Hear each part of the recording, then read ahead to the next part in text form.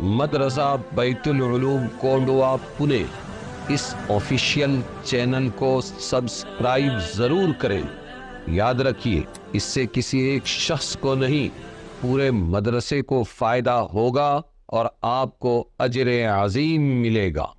ان وعد اللہ حق فلا تغرنکم الحیاة الدنیا ولا یغرنکم باللہ الغرور ان اللہ عنده علم الساعة وينزل الغیث ويعلم ما في الارحام وما تدری نفس ماذا تکسب غدا وما تدری نفس بأي ارض تموت ان اللہ علیم خبیر۔ اے لوگو، بچتے رہو اپنے رب سے اور ڈرو اس دن سے کہ کام نہ آئے کوئی باپ اپنے بیٹے کو بدلے اور بیٹے کے بدلے، اور نہ کوئی بیٹا ہو جو کام آئے اپنے باپ کی جگہ کچھ بھی۔ بے شک اللہ کا وعدہ حق ہے، تو تم کو نہ بہکائے دنیا کی زندگانی، فلا تغرنکم الحیات الدنیا، تو تم کو نہ بہکائے دنیا کی زندگانی، ولا یغرنکم باللہ الغرور، اور نہ دھوکہ دے تم کو اللہ کے نام سے وہ دغا باز۔ دنیا دھوکہ نہ دے۔ بے شک اللہ کے پاس ہے قیامت کی خبر، اور اتارتا ہے بارش، اور جانتا ہے جو کچھ ہے ماں کے پیٹ میں، اور کسی جی کو معلوم نہیں کہ کل کو کیا کرے گا، اور کسی جی کو خبر نہیں کہ کس زمین میں مرے گا۔ وما تدری نفس بأی ارض تموت، اور کسی جی کو خبر نہیں کہ کس زمین میں مرے گا۔ تحقیق اللہ سب کچھ جاننے والا خبردار ہے۔ اللہ تعالیٰ نے اس آیت میں فرمایا کہ لوگوں بچتے رہو اپنے رب سے ڈرایا، اتقو، ڈرو، اور اس دن سے ڈرو کہ جس دن کام نہ آئے کوئی باپ اپنے بیٹے کے بدلے، اور کوئی بیٹا کام نہیں آئے گا اپنے باپ کی جگہ کچھ بھی۔ یہ اللہ کا پکا وعدہ ہے، تو دنیا کی زندگی تم کو دھوکے میں نہ ڈالے کہ تم اللہ کو بھول جاؤ، اور نہ تم کو اللہ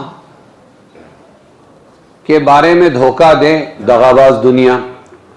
اب آگے اللہ 5 چیزیں بتا رہے ہیں جن کا علم صرف اللہ کو ہے۔ ان اللہ، بے شک اللہ کے پاس ہے قیامت کی خبر، علم ساعہ، اور بارش کب برسے گا، کہاں برسے گا، کتنا برسے گا، بارش کا برسانا، اور ماں کی رحم میں، ماں کی بچہ دانی میں کیا ہے یہ بھی اللہ ہی کو معلوم، اور کسی جی کو نہیں معلوم کہ کل کو کیا کرے گا، ماں تک سے کل کیا کمائے گا یہ نہیں معلوم ہے۔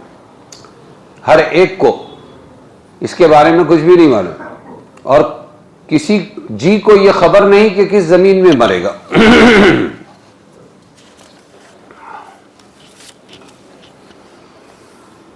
یہ جو اللہ تعالیٰ نے فرمایا اپنے رب سے ڈرو، سب سے پہلے رب کہا۔ رب کس کو کہتے ہیں معلوم؟ تربیت کرنے والا، پالنے والا۔ ماں کو ماں اس لیے کہتے ہیں، اور ماں اس لیے پیاری ہوتی ہے سب سے بڑی محسن کہ وہ تربیت کرتی ہے۔ گندی نالی میں پڑے ہوئے، پاخانے میں پڑے ہوئے، پیشاب میں لت پت بچے کو یہ اس قابل بناتی ہے کہ پاک صاف ہو اور اس میں کچھ دم آئے، تو یہ تربیت اللہ تبارک و تعالی کی کے رحم سے ہے، اس کے کرم سے ہے۔ تو وہ رب ہے، ہمارا سب کا رب ہے، پالنے والا ہے، پالنہار ہے، تربیت کرنے والا ہے۔ اب رب سے ڈرو کا مطلب کیا ہوا؟ رب سے تو محبت کی جاتی ہے، لیکن آپ دیکھو ماں میں بھی وہی بات ہے کہ کسی سے نہیں ڈرے گا بچہ، لیکن اگر کوئی کہہ دے مستی کرنے والے بچے کو تیری ماں آ گئی، تو فوراً ڈر کے بھاگ جائے گا۔ کیوں؟ ماں سے محبت ہے، وہ محبت ہی کی برکت سے عظمت ہے۔ تو ایسے ہی ڈر کی کئی قسمیں ہیں۔ ایک ڈر دشمن کا ہوتا ہے، جانور کا ہوتا ہے، درندے کا ہوتا ہے، اور ایک ڈر محبت کا ہوتا ہے، ایک ڈر عظمت کا، بزرگی کا ہوتا ہے۔ بزرگوں سے بھی لوگ ڈرتے ہیں، اور اپنے ماں باپ سے بھی ڈرتے ہیں، اپنے استاد سے بھی ڈرتے ہیں، اپنے محبوب سے بھی ڈرتے ہیں۔ لو محبوب ہے اور پھر ڈر کہ ہاں کہیں ناراض نہ ہو جائے۔ بیوی کو بھی اپنے شوہر کا ڈر ہے، اور شوہر کو اپنی بیوی کا ڈر ہے سب سے زیادہ۔ تو کیا یہ ڈر کسی اس کی خوفناکی کی وجہ سے ہے، وحشت کی وجہ سے، دشمنی کی وجہ سے نہیں، کہ محبت کا تقاضا ہے۔ تو اللہ سے جو ڈرنے کا حکم ہے اور تقوی کا حکم ہے، لحاظ کا حکم ہے، وہ اصل میں محبت کا ڈر ہے، عظمت کا ڈر ہے۔ اللہ قابل عظمت ہے، اس لیے اللہ سے ڈرو، کہیں اللہ ناراض نہ ہو جائے۔ سمجھ میں آیا؟ تو ڈر کی کئی قسمیں ہیں۔ پھر بتایا کہ ڈرو اس دن سے، باپ بیٹے کے کام نہیں آئے گا، بیٹا باپ کے کام نہیں آئے گا۔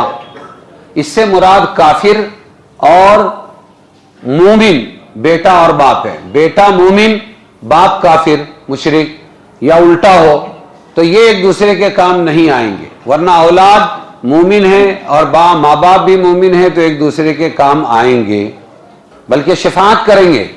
قرآن کریم میں والذین آمنوا، اور جو ایمان لائے، واتبعتہم ذریتہم، ان کے پیچھے چلیں گے، ان کے پیچھے چلے ان کے بچے، بایمان، ایمان کے ساتھ، الحقنا بہم ذریتہم، ہم ملا دیں گے ان کو ان کے ساتھ میں ان کے بچوں کو۔ دیکھو تو یہاں ایمان والے ماں باپ اور بیٹے اولاد کام آئیں گے ایک دوسرے کے۔ جو یہ کہا گیا کہ باپ بیٹے کے اور بیٹا باپ کے کام نہیں آئے گا، یہ دونوں میں ایمانی رشتہ نہیں ہوگا، اس لیے کام نہیں آئیں گے۔ آگے ایک آیت میں جنات عدن یدخلونہا ومن صلح من آبائہم وازواجہم وذریاتہم، یعنی ہمیشہ رہنے کی جنتوں میں داخل ہوں گے، اور ان کے ساتھ وہ لوگ بھی داخل ہوں گے جو ان کے ماں باپ، بیویوں اور اولاد میں سے اس قابل ہو، صلح ومن صلح من آبائہم، اس قابل ہوں گے، یعنی ایمان والے ہوں گے، تو یہ سب ایک دوسرے کے کام آئیں گے۔ ارے سمجھے گی نہیں؟ تو ان دونوں آیتوں میں سے ثابت ہوا کہ ماں باپ، اولاد، اسی طرح شوہر اور بیوی اگر مومن ہونے میں شریک ہے، یعنی یہ بھی ایمان والے وہ بھی ایمان، پھر ایک دوسرے کو محشر میں بھی فائدہ پہنچے گا۔ لیکن کافر اور مشرک اولاد وہ ایک دوسرے کو وہاں فائدہ نہیں پہنچا سکیں گے، جو کچھ ہے یہاں ہے۔ سمجھ میں آیا؟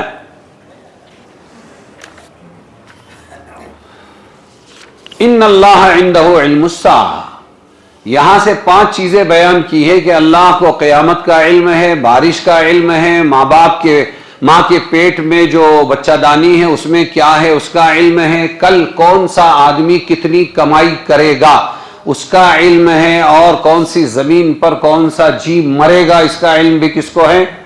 اللہ تعالیٰ کو۔ پہلی 3 چیزوں میں قیامت کا علم، اور اسی طریقے پر کون سی یاد رکھنا چاہیے، مجلس میں 2 سے 3 مرتبہ ہو جائے تو یاد ہو جانا چاہیے، اور بچہ دانی میں کیا ہے، یہ علم اللہ تعالی ہی کو ہے۔ باقی 2 چیزیں اس میں تصریح موجود ہے کہ ان کا علم اللہ تعالیٰ کے سوا کسی کو نہیں، تو پہلے 3 کا بھی، پورے 5 چیزوں کا علم اللہ کے سوا کسی کو نہیں ہے۔ آگے اور اللہ نے فرمایا وَعِندَهُ مَفَاتِحُ الْغَيْبِ لَا يَعْلَمُهَا إِلَّا هُوَ، اللہ کے پاس غیب کی کنجیاں ہیں اور اس کا علم کسی کو نہیں اللہ کے سوا۔ تو یہاں مسئلہ آیا پھر علم غیب کا، چھپی ہوئی باتوں کے جاننے کا۔ قرآن میں ہے سورہ نمل میں قُلْ لَا يَعْلَمُ مَنْ فِي السَّمَاوَاتِ وَالْأَرْضِ الْغَيْبَ إِلَّا اللَّهُ، کہہ دو کہ نہیں جانتا ہے وہ من جو آسمانوں اور زمینوں میں ہیں غیب کو، الا اللہ، مگر صرف اللہ غیب جانتا ہے۔ کون جانتا ہے بولو؟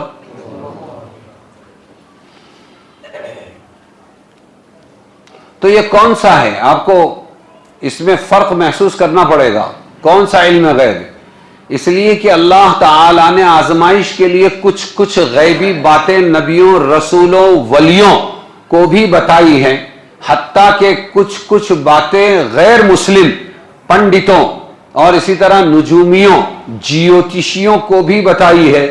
وہ ایک آدھ بات بولتے ہیں اور وہ سچی ثابت ہو جاتی ہے، تو کیا اللہ کو جو علم غیب ہے وہ صرف اللہ تک ہے یا ان کو بھی معلوم ہے؟ تو آپ کو اس کا فرق محسوس کرنا پڑے گا، سمجھو اس کو، ورنہ وہ بھی دعویٰ کریں گے کہ مجھے بھی غیب کا علم ہے۔ ارے سمجھے کہ نہیں؟ لیکن ایک پوائنٹ ہوتا ہے جہاں پر بندہ عاجز ہو جاتا ہے، جیسے ابراہیم علیہ السلام نے فرمایا تھا ربی، میرا رب کیا ہے، کہاں سے نکالتا ہے، نہیں میرا رب وہ ہے یحیی و یمیت، جو زندہ کرتا ہے اور موت دیتا ہے.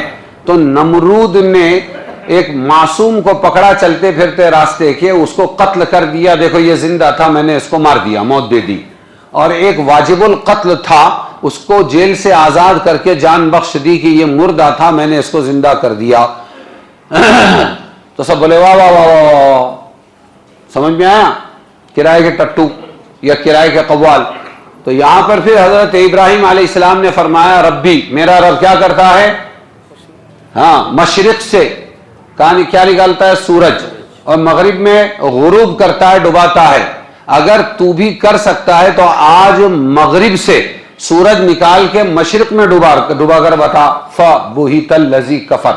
تو کافر مبہوت رہ گیا. کیا رہ گیا، کافر کیا رہ گیا، اور میم ہٹا دو تو بھوت رہ گیا بیچارہ. یہ کیا ہو گیا، لاجواب ہو گیا. تو کوئی نہ کوئی پوائنٹ ہوتا ہے جہاں پر اللہ تعالی لاتے ہیں اور باطل کو ہرا دیتے ہیں. سمجھ میں آیا. تو کل ایک پوسٹ پڑھا میں نے کہ ایک مولانا مفتی شمائل جو بالکل غیر معلوم ایک جوان عالم تھے، اور ایک بہت صدی کا سب سے بڑا شاعر اور کہانی کار اور نامور اور نام چین جاوید اختر. سمجھ میں آیا کہ ایک ہی مجلس میں 1.5 گھنٹے کی مجلس کے اندر وہ ہیرو بن گیا، یہ زیرو بن گیا، وہ عزیز ہو گیا، یہ ذلیل ہو گیا. یہ سب سے بڑا ثبوت ہے کہ اللہ ہے. یہ سب سے بڑا ثبوت ہے کہ وہ بولتا ہے کہ اللہ ہے، میں یہ مانتا ہی نہیں ہوں، ہے تو دکھاؤ.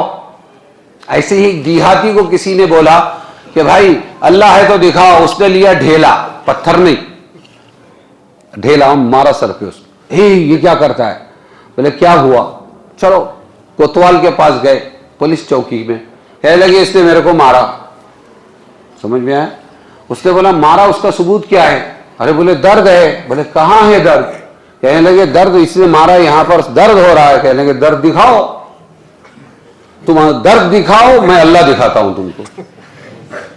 ہاں ایک بہت بڑبڑ کر رہا تھا کلاس کے اندر، خصوصاً مسلم بچے ہوتے ہیں تو لوگوں کو بہت ہری ہری سوچتی ہے.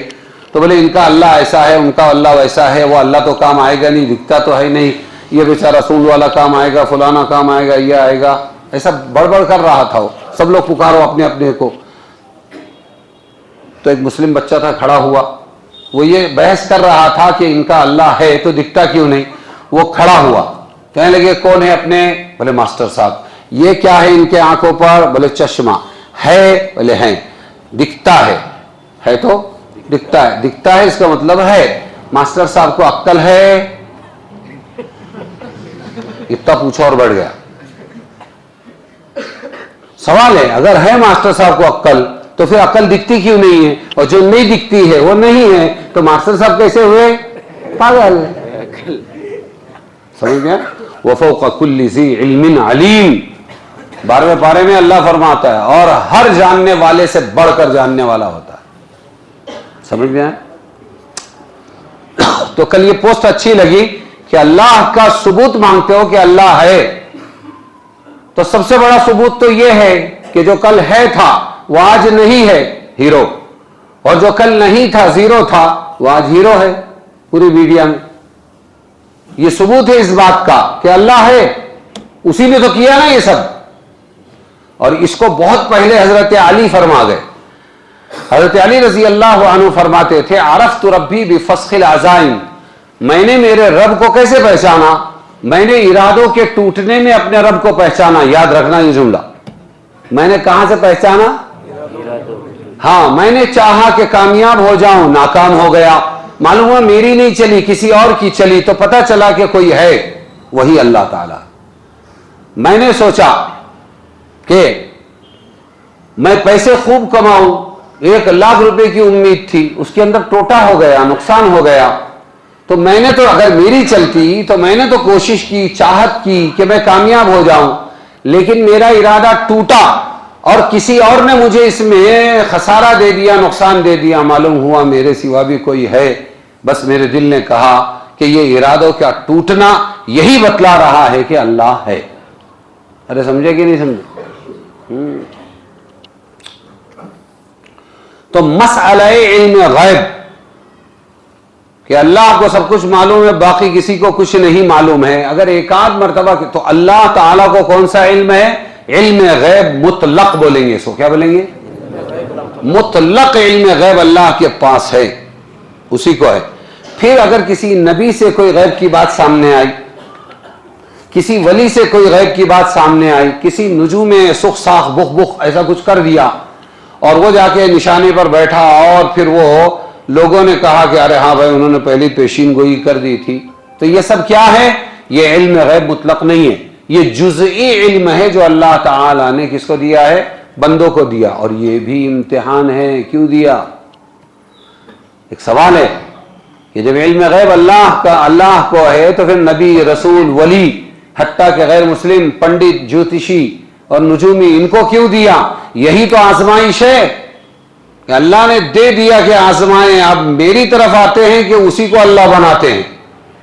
میری طرف آتے ہیں کہ یہ آزمائش ہے. یہ سب اگر ایسا نہ ہوتا تو بندہ آزمائش میں نہ آتا، اور آزمائش میں نہ آتا تو توحید والا کامیاب نہ ہوتا.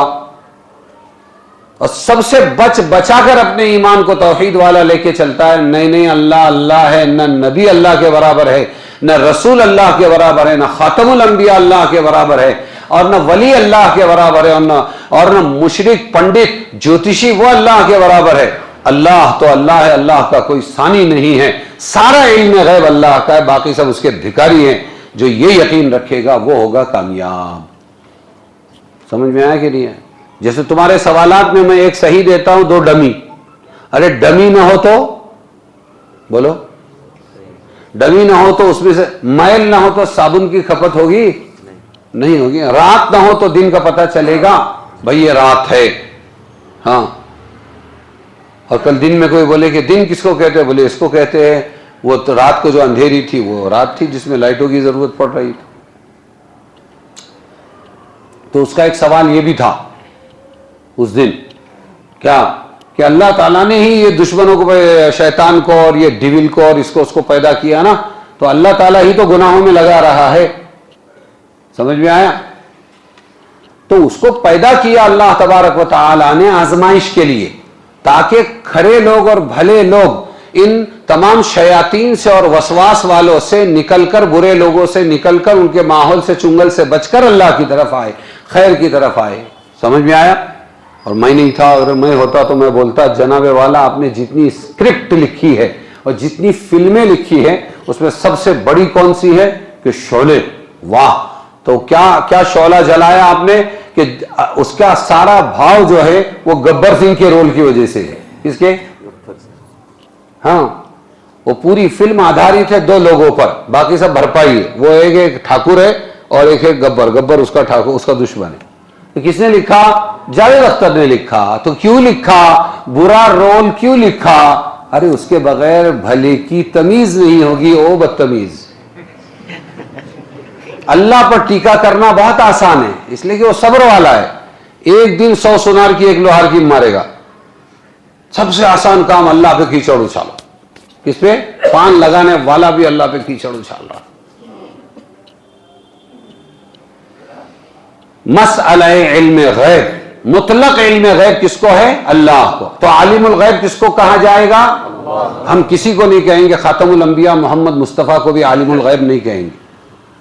اللہ کے رسول نے اپنا تعارف خود پیش کیا.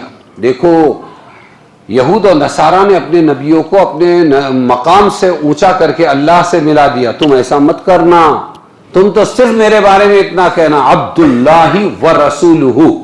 کیا کہو گے محمد رسول اللہ کے بارے میں؟ ہے اس میں عالم غیب ہے؟ نور ہے؟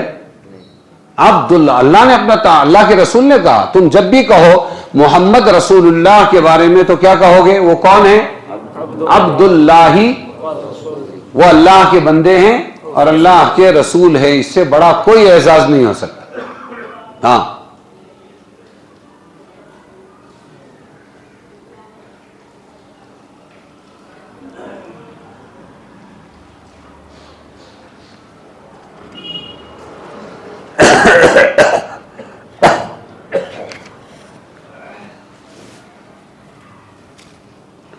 تو علم غیب در حقیقت اس علم کو سنو. ابھی علم غیب دیکھو رے، چاکلیٹ کا چھلٹا، کچھ یاد آیا؟ کیا یاد آیا؟ یاد آیا؟ ان کو نہیں سمجھ میں آ رہا ہے، تم کو سمجھ میں آیا. مسلمان گندا ہو چکا ہے، ہر جگہ تھوکتا ہے، اپنی بلڈنگوں کے دادر سڑاتا ہے، پارکنگ سڑاتا ہے، اپنا گھر چھوڑ کر. گھر میں کوئی کر دے تو ماں ایسا مارے گی کہ کان سے خون نکل جائے. گھر کے سنڈاس محفوظ ہے، ساروجنک مسجد کا ہو یا تمہارا کیا بولتے ہو اس کو، اسکول کا ہو، کہیں کا ہو، سب گندے، سب جگہ تھوک رہے ہیں، بیٹھے بیٹھے پچکاریاں مار رہے ہیں. سب سے گندے یہ گٹکے والے اور یہ تمباکو والے، سب گھان کرتے ہیں. اور میں یہ تعلیم دیتا ہوں ہمیشہ کہ بھئی اپنا کچرا خود صاف کرو، اپنی جیب میں ٹھوسو، اپنی جیب میں رکھو، جب تم کو کہیں فرصت ملے وہاں، رستے پر بھی مت پھینکو. 94 میں آسٹریلیا گیا تھا میں. آسٹریلیا میں نے چاکلیٹ کھایا یا کچھ کھایا تو کار جو مجھے لے جا رہی تھی ہماری جماعت کو، میلبورن سے ہم سڈنی جا رہے تھے، لمبا سفر تھا. انہوں نے کہا خبردار یہ چاکلیٹ کا چھلٹا باہر مت پھینکنا ورنہ $1000 فائن ہو جائے گا. میں بولا کون دیکھے گا؟ بولے اوپر سے. ہاں یہ رڈار تو اب آئے یہاں پر، وہاں پہلے سسٹم تھا، کئی اس سے ڈرون سے، کئی تمہاری یہ ہیلی کاپٹر سے، کہاں سے ایسا پاک رکھا ہے انہوں نے. ہمارے تو پہلے سے ہیں یہاں، دونوں وجہ بدی اور نیکی لکھتے رہتے ہیں. لیکن مسلمان کا استحضار ختم ہو گیا تو گندگی پھیلاتا ہے. تو آدمی نے کیا کرنا چاہیے؟ اپنی گندگی خود. ہاں اللہ کے نبی کبھی کسی کو گندگی اٹھانے نہیں بولتے. مسجد میں آتے تھے سب سے پہلے تو ریت بچھی ہوئی تھی اور گاوڑیاں آتے تھے. میں نے تو آج کے مسجد حرام میں، مسجد نبوی میں دیکھا ایک دیہاتی ایسا ناک سنک رہا تھا. تو وہ تو نبی کا زمانہ اور نیچے ریت بچھی ہوئی تو تھوک دیتے تھے، ناک کی ریٹھ ڈال دیتے تھے. اور اللہ کے نبی سب سے پہلے مسجد میں آ کے وہ سب صاف کرتے ہیں. ہم اس نبی کی نسل ہے، اس نبی کی امت کے امتی ہیں. ہم گندگی پھیلائیں گے؟ شرم آنی چاہیے. مجھے آج تک یاد ہے، میں ہمیشہ تم کو بولتا ہوں پانی ڈالو، خالی کچھ نہیں. پیشاب کیا پانی ڈالو، صرف پانی، کوئی ہارپک کی اور کسی چیز کی ضرورت نہیں، پانی ڈالو. مجھے آج تک یاد نہیں ہے کبھی میں نے جنرل سنڈاس کے اندر بھی کوئی پیشاب کیا ہو اور میں بغیر پانی ڈالے نکلا ہوں. میرا ضمیر گوارا نہیں کرتا. کیوں؟ ہمارا مذہب ہے، ان کا مذہب نہیں ہے. ان کا مذہب نہیں ہے، پھر بھی ایئرپورٹ پر سنڈاس ایسے صاف ہے کہ بیٹھ کے کھانا بھی کھا سکتے تم اندر، اس کے پریمائسس میں سنڈاس کے کھانا کھا سکتے ہو تم، اتنا مہکتا ہے. آدمی باقاعدہ کھڑا ہوا ہے، آپ کے جانے سے پہلے آپ کو فلش کر کے دے گا اور آپ کے نکلنے کے بعد بھی فلش کرے گا.